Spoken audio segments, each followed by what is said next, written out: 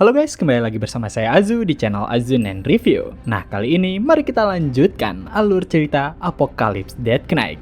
Dan part ke-11, mari kita mulai. Saat ini, Damian dan yang lainnya telah tiba di camp pasukan penaklukan. Melihat semua orang yang ada di sana, Damian menyadari jika mereka terlihat cukup terlatih. Setidaknya, rata-rata mereka merupakan paladin yang berada di low class. Dengan begitu, terlihat jelas jika gereja sangat bersiap dalam penaklukan ini. Setelah melihat-lihat sejenak, Margata segera mengajak Damian dan Agnes untuk mengikutinya. Begitu tiba di suatu tenda, Margata langsung menyapa Gamal. Namun, Gamal segera mengomelinya karena Margata lagi-lagi terlambat. Mendengar respon dari Gamal, Dionisio yang berada di sebelahnya jadi merasa canggung. Sambil duduk di hadapan mereka, Margata menjelaskan jika sebelumnya ia harus mampir terlebih dahulu ke suatu tempat. Dan ia berjanji jika lain kali dirinya tidak akan lagi terlambat. Tapi Gamal segera menyebut jika Margata lagi-lagi menggunakan alasan yang sama. Sehingga ia merasa ragu jika Margata benar-benar berniat menepati janjinya. Menurut Margata, temperamen Gamal terlalu buruk. Dan jika ia terus seperti itu, maka dahinya pasti akan cepat keriput. Melihat reaksi yang sangat santai, Gamal berkata jika Margata seharusnya meminta maaf. Akan tetapi, ia justru malah menyebutkan omong kosong seperti itu.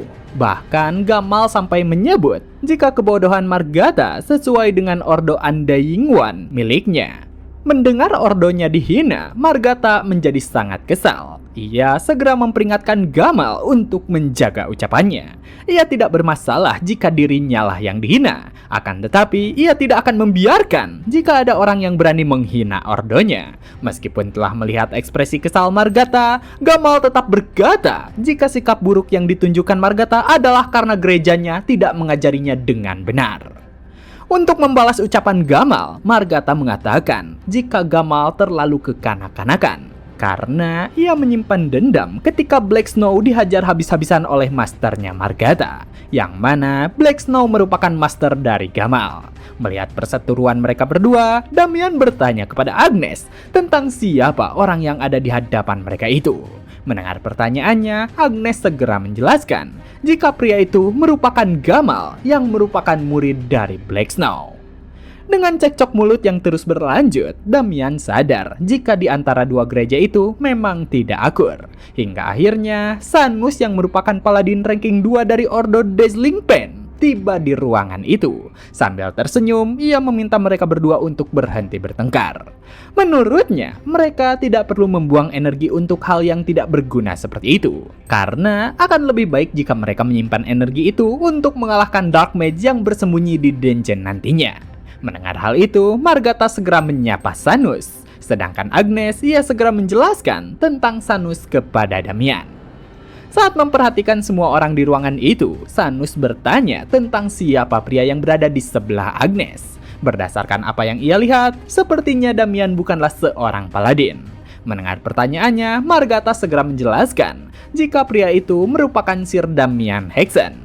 Mendengar nama itu disebutkan, Gamal mengetahui jika Damian merupakan seseorang yang berhasil membunuh eksekutif Yulan sebelumnya. Selain itu, Sanus juga menyanjung pencapaian Damian yang berhasil melawan 2 Dark Mage sekaligus. Melihat semua orang mengagumi pencapaian Damian, Margata berkata jika Agnes lah yang merekrutnya secara pribadi. Awalnya, Margata mengira jika Agnes merupakan seorang pemalu. Tapi ternyata ia sangat pintar dalam merayu pria. Sehingga Damian bersedia secara pribadi untuk ikut dalam misi penaklukan kali ini. Saat semua orang terkagum kepada Damian, Dionisio mengkonfirmasikan jika Margata membawa pasukan luar ke dalam pasukan penaklukan itu. Mendengar hal itu, Margata menyebut jika Damian bukanlah orang luar biasanya. Akan tetapi, Damian telah mengumpulkan merti dari ordo mereka. Sehingga dapat dikatakan jika Damian merupakan seorang sekutu. Meskipun mendengar semua itu, Dionisio tetap saja menganggap Damian sebagai orang luar. Terlebih, Gamal membenarkan ucapan dari Dionisio. Menurutnya, menerima pasukan dari luar yang belum terverifikasi pada operasi penting seperti ini sangatlah berisiko. Meski Agnes menentang pendapat mereka, Gamal lanjut berkata jika mungkin saja Damian menyembunyikan niat lainnya. Karena faktanya, Dark Mage telah menanamkan mata-mata di dalam ordo mereka sebelumnya. Mendengar jika Gamal secara tidak langsung menuduh Damian sebagai mata-mata, Margata menjadi sangat marah dan menyuruhnya untuk diam. Sementara itu, dalam hatinya, Damian sadar jika Gamal merupakan seseorang yang sangat waspada. Melihat ketegangan di antara mereka, Sanus memutuskan untuk ikut campur dalam pembicaraan itu. Tapi kali ini ia setuju dengan apa yang Gamal ucapkan. Menurutnya, akan berbahaya membawa pasukan luar yang belum terverifikasi. Seketika itu juga, Gamal mengalihkan pandangannya kepada Damian dan berkata jika para paladin ikut dalam pertarungan itu untuk mengalahkan orang tersesat. Dengan begitu, mereka dapat membuktikan kehebatan Tuhan. Lalu, apa tujuan Damian yang bukan seorang paladin ikut dalam penaklukan itu? Mendengar pertanyaannya, Damian sadar jika dirinya harus menjawab dengan hati-hati agar mereka percaya. Namun, sebelum ia dapat menjawab, seorang paladin masuk ke dalam tenda itu dengan terburu-buru dan berkata jika terjadi kondisi darurat, di mana tim pengintai mereka yang ada di gunung telah bertemu dengan Flash Golem. Sementara itu, di tengah gunung, dua orang paladin terlihat panik saat melihat Flash Golem yang tampak sangat mengerikan. Mereka bertanya-tanya tentang dari mana asalnya makhluk tersebut. Yang membuatnya lebih mengerikan lagi, dari kepala-kepala yang ada di tubuh Flash Golem terus berteriak untuk meminta pertolongan.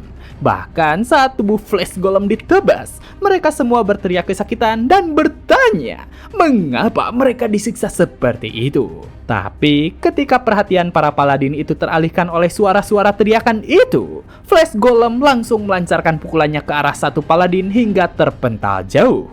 Untungnya, Margata segera tiba di sana dan menangkap paladin yang terpental itu.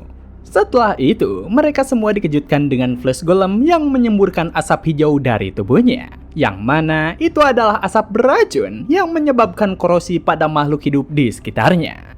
Untuk menangkal racun itu, Margata memerintahkan mereka semua menggunakan Divine Power mengelilingi tubuh mereka masing-masing. Meskipun mereka telah menggunakan Divine Power untuk melindungi tubuh, tapi Gamal dapat merasakan jika asap beracun itu sangatlah pekat. Meski begitu, ia memerintahkan mereka semua untuk terus bertahan seperti itu hingga serangannya selesai. Tapi seketika, perhatiannya teralihkan kepada Damian yang maju ke arah Flash Golem sendirian. Selain itu, Gamal juga cukup terkejut karena melihat Damian dapat menahan racun yang mematikan itu hanya dengan auranya. Saat Damian tiba di hadapan Flash Golem, kepala-kepala yang ada di tubuh Flash Golem berteriak menanyakan apakah Damian juga berniat menyakiti mereka dan memerintahkannya untuk pergi. Akan tetapi, Damian tidak terpengaruh dengan suara-suara itu dan terus melangkah maju. Saat Flash Golem akan menyerangnya, Damian segera menusukkan pedangnya ke tubuh Flash Golem itu. Pada momen tersebut, Damian menjawab pertanyaan sebelumnya tentang alasan dirinya ikut dalam misi penaklukan itu. Yang mana Damian berkata jika Dark Mage Agito yang ia bunuh sebelumnya telah mengutuk wilayah keluarganya dan mencoba membantai seluruh keluarganya. Dengan semua yang dialaminya itu, hanya dengan membunuh salah satu dari mereka saja tidak akan membuatnya puas. Sehingga sampai ia berhasil membunuh Dark Mage terakhir, maka ia tidak akan pernah berhenti. Sementara itu, di suatu ruangan, beberapa orang mengeluhkan seseorang yang bernama Delan. Mereka mempertanyakan alasannya mengungkapkan posisi mereka. Terlebih lagi, Ordo Holy Knight mendirikan camp mereka tepat di luar sana. Sedangkan di Yuran, sekarang hanya tersisa mereka bertiga. Dengan apa yang dilakukan Delan, mungkin saja ia sengaja untuk mengakhiri hidup mereka bertiga. Namun Delan berkata jika dirinya hanya menjalankan perintah seseorang. Untuk mengguncangkan kerajaan sesuai yang diperintahkan, wajar saja jika mereka harus melenyapkan kekuatan gereja. Mendengar penjelasan itu, mereka berkata jika lagi-lagi Delan mengatakan alasan yang sama. Sedangkan orang itu tidak pernah merespon mereka sejak lama. Mendengar perkataan itu, dengan tatapan menyeramkan, Delan melirik ke arah mereka dan bertanya, apakah mereka mengejek orang itu? Selain itu, ia juga penasaran, apakah orang itu akan senang jika ia membuat golem dari Dark Mage? Mendengar perkataan itu, dua orang yang di belakangnya merasa panik dan bertanya, apa maksud dengan ucapan Delan? Seketika, seseorang langsung menghantamkan kepala mereka ke lantai. Dengan santai, Delan berkata jika ia akan segera memulai prosedurnya. Selanjutnya, ia memerintahkan orang yang bernama Kite itu untuk membawa mereka ke ruang segel. Mendengar perintah itu, Kite segera menyegel mereka berdua. Selanjutnya, Delan berniat menggunakan kedua Dark Mage itu untuk membuat mahakarya yang sebenarnya. Ia yakin jika hal itu akan layak untuk memuaskan orang tersebut. Selain itu, ia juga yakin jika mayat dari para Holy Knight pasti akan menarik perhatian orang itu lagi. Saat memperhatikan ke tempat pertarungan Damian dengan Golem, Delan merasa sedikit terkejut karena ada seseorang yang bukan seorang Holy Knight. Selain itu, tindakan Damian yang langsung menusuk core Golem dalam sekali serang semakin membuatnya tertarik. Ia tak pernah menyangka jika seseorang yang bukan seorang Holy Knight bisa dengan mudah melalui ujian yang ia siapkan. Bahkan, ia tak bisa menahan rasa ketertarikannya kepada Damian. Dengan begitu, ia akan memastikan untuk menangkap dan menempa Damian untuk dijadikan material karyanya. Ia yakin jika menggunakan Damian, pasti itu akan menjadi mahakarya terbaik dalam hidupnya. Keesokan harinya, di depan sebuah gua, Gamal berdiri di hadapan para Holy Knight dan menyatakan dirinya sebagai pemimpin kelompok itu. Kemudian, ia meminta para Holy Knight Raging Blizzard untuk membuka jalan. Sedangkan di bagian belakang, Holy Knight Undai Yingwan akan berjaga-jaga dari setiap sergapan yang datang dari sana. Dan di bagian tengah akan menjadi tanggung jawab bagi Holy Knight Dazzling Pain, yang mana mereka akan mendukung bagian depan dan belakang dengan Divine Authority mereka. Melihat persiapan itu, Damian merasa jika mereka melakukannya dengan cukup baik. Dengan memanfaatkan authority unik dari setiap masing-masing ordo, penempatannya menjadi cukup solid. Sementara itu, Agnes menyayangkan kejadian tersebut karena mereka ditempatkan sebagai pendukung belakang. Padahal ia berharap untuk berada di garis depan dan membantai para heretik. Seketika itu juga, Dionisio menghampiri mereka dan meminta mereka untuk menjaga stamina demi pertempuran yang lebih besar. Selain itu, ia juga menyampaikan rasa kagumnya kepada Damian atas pertarungannya kemarin. Akan tetapi, ia berkata jika dirinya masih belum mempercayai Damian, meskipun semua orang telah mengakui dirinya. Melihat mata dari Dionisio, Damian sadar jika kekhawatirannya cukup berlebihan. Namun, Dionisio menyebut jika orang luar tetaplah orang luar. Dengan begitu, ia akan mengawasi Damian hingga akhir. Merespon hal itu, Damian hanya berkata jika ia akan mengingat hal tersebut. Sedangkan Agnes segera menyuruh Dionisio untuk diam dan kembali ke posisinya. Menurut Damian, memburu pengkhianat di dalam gereja mungkin akan menyenangkan sebelum mereka menaklukkan Corpse Play. Dengan begitu, Damian segera mengajak Agnes untuk berangkat sekarang juga. Di sisi lain, Agnes menjadi sangat serius saat mendengar perburuan Corpse Play. Menyadari hal itu, Damian merasa jika itu juga kesempatan yang bagus untuk mencari tahu alasan kebencian Agnes yang sangat besar. Singkat cerita, Damian dan kelompok Holy Knight sudah mulai membantai para Flash Golem yang menghalangi jalan mereka. Melihat hal itu, Damian merasa jika kekuatan mereka memanglah sangat menakjubkan. Bahkan dirinya tidak akan bisa menirukan Divine Authority itu, yang mana setiap authority gereja memiliki sifat yang berbeda. Sebelum regresi, Damian pernah bertarung melawan 5 Saints yang berada di level puncak. Namun ketika Damian memikirkan itu, seketika Sanus menghampiri Damian dan memamerkan seberapa menakjubkannya kekuatan para Holy Knight. Meskipun sedikit sombong, Raging Blizzard adalah ordo terkuat di antara para Holy Knight. Dengan reputasi Damian kemarin, Sanus merasa jika para Holy Knight bereaksi berlebihan dan mencurigainya. Namun Damian mengaku jika dirinya tidak terlalu memikirkan hal tersebut. Meski begitu, Sanus merasa jika waktu itu Damian menunjukkan belas kasih kepada ciptaan para heretik dengan membunuhnya secara cepat. Menurutnya, akan lebih baik lagi jika mencabik-cabik isi perut Flash Golem itu dan akhirnya mencincang tubuhnya.